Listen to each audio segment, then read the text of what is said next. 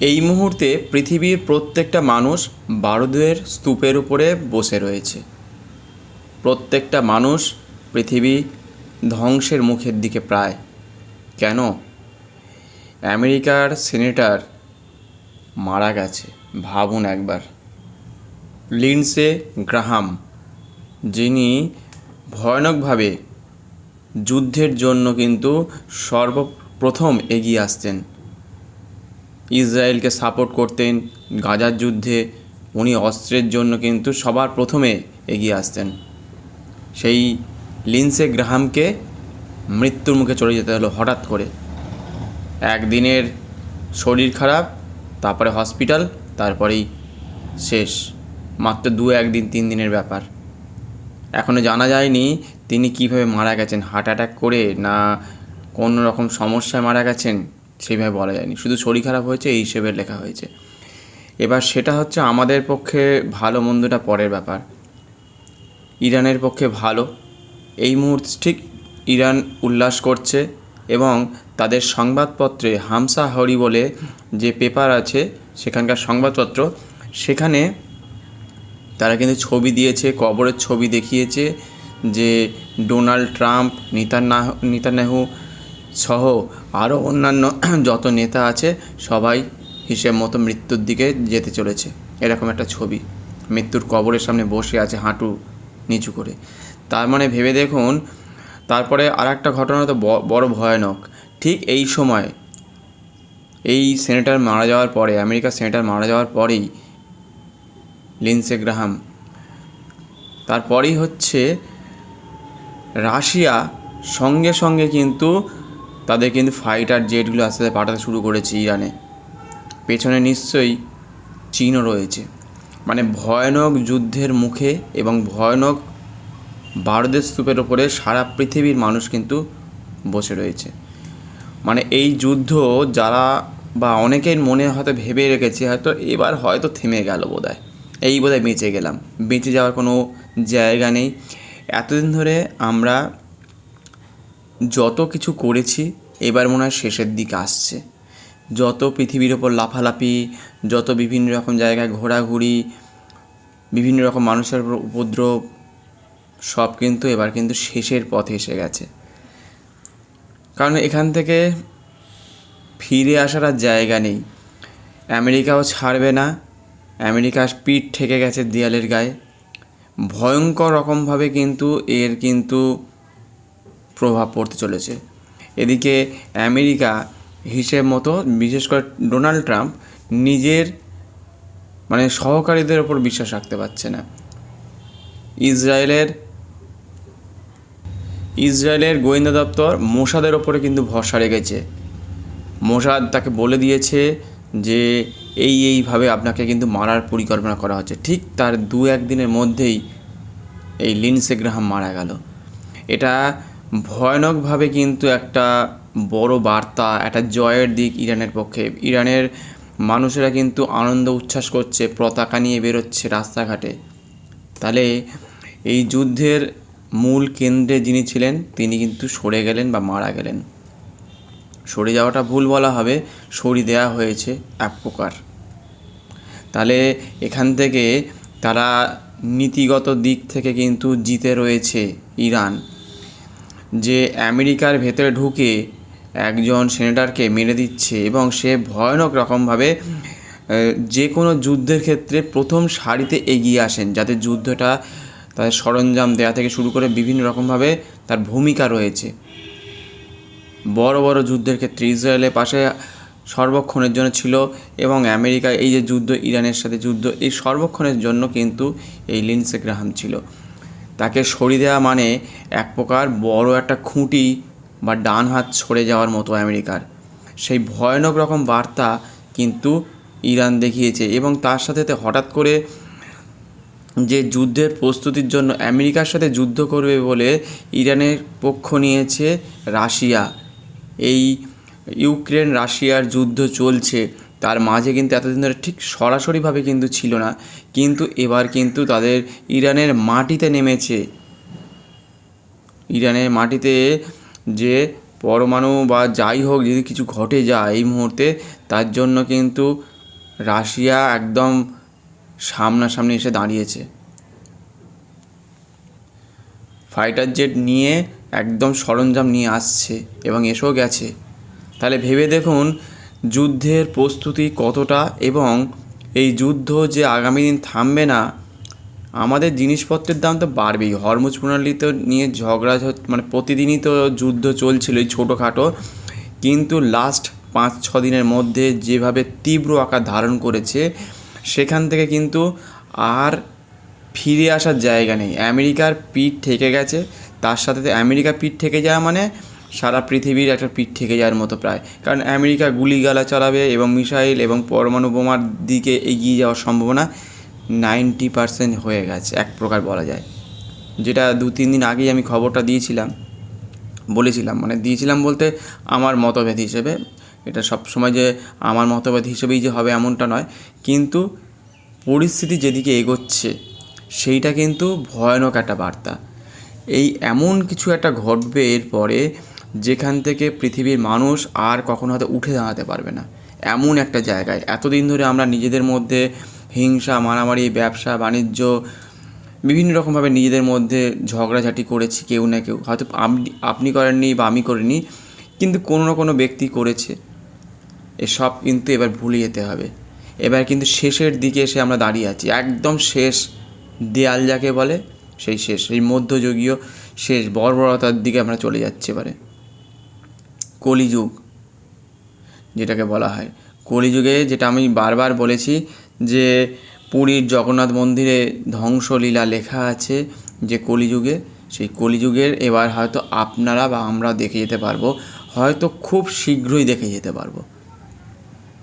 যদি থেমে যায়, ভাগ্য যদি ভালো থাকে, তাহলে কিন্তু সবাই বেঁচে গেলেন।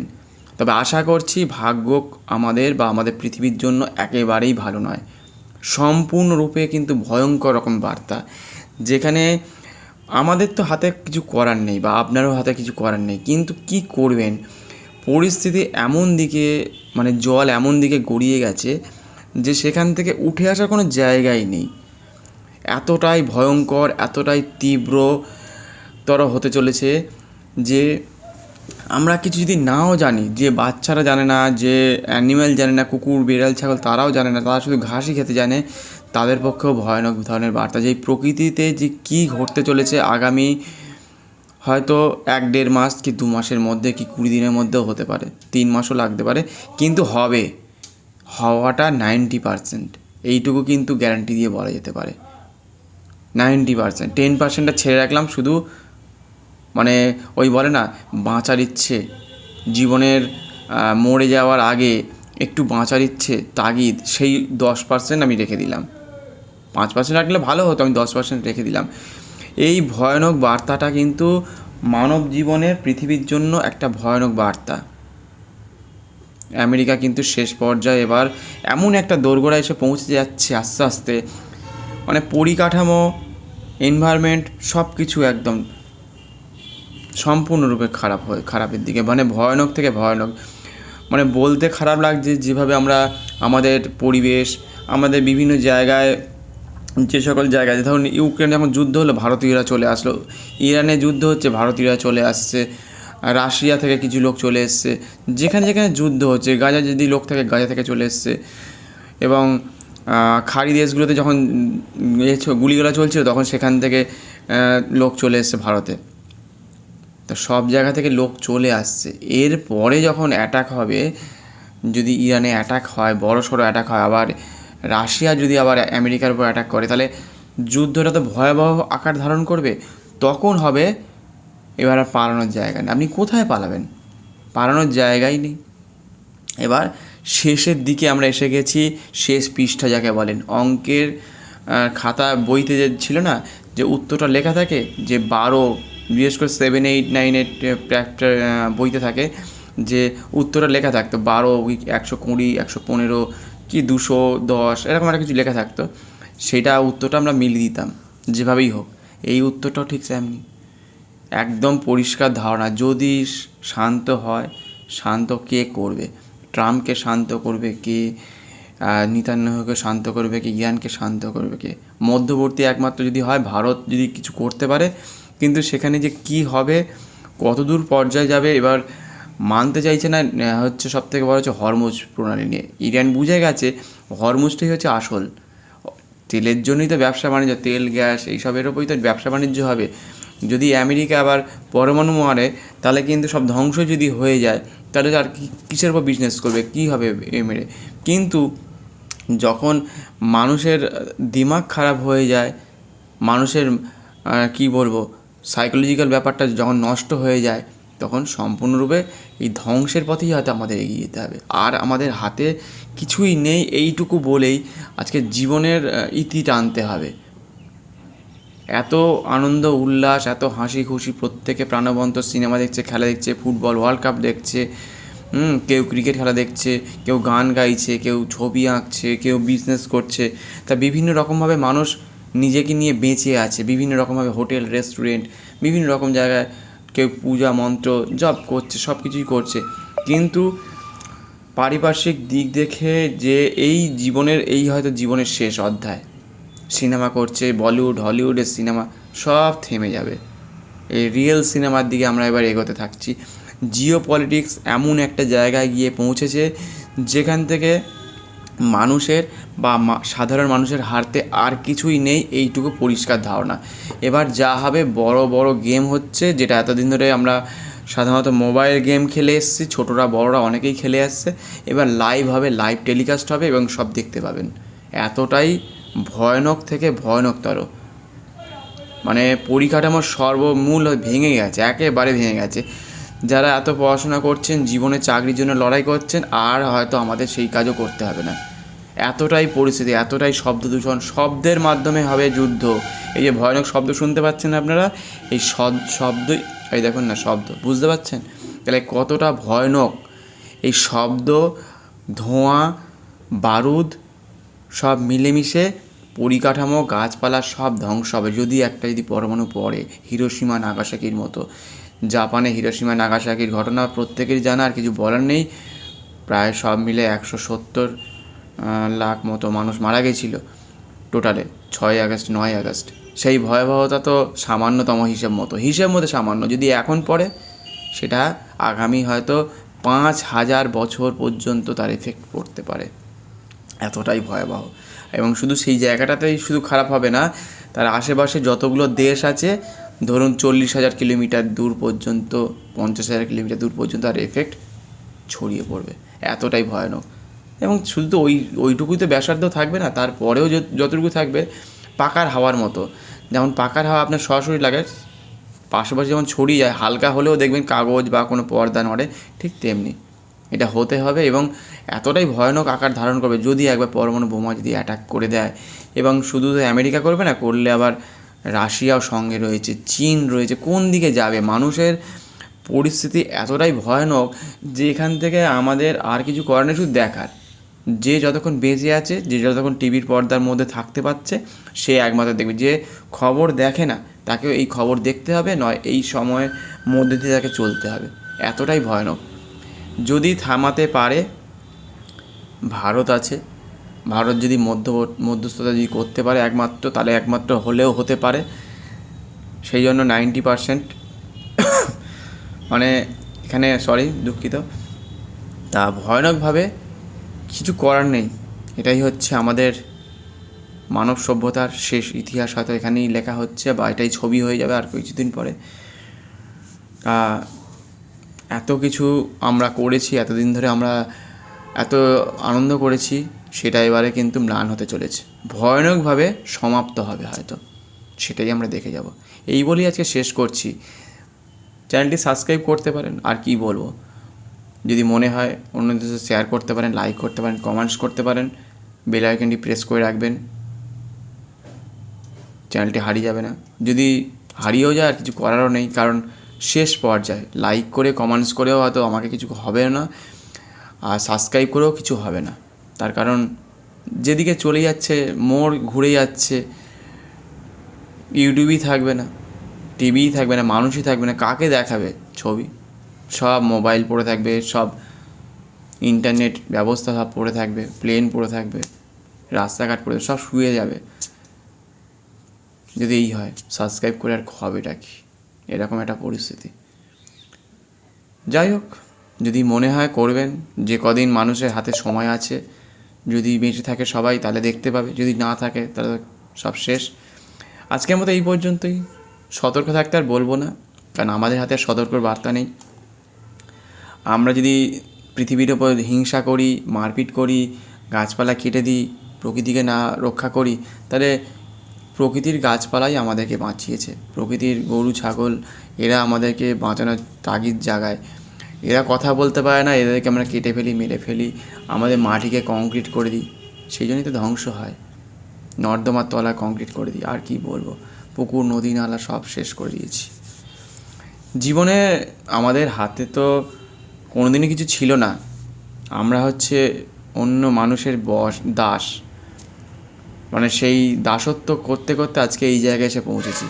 আমাদের হাতে কোনো কিছুই নেই, আমরা শব্দকেও বন্ধ করতে পারছি না, আমরা কোনো বারুদের গন্ধকেও বন্ধ করতে পারছি না।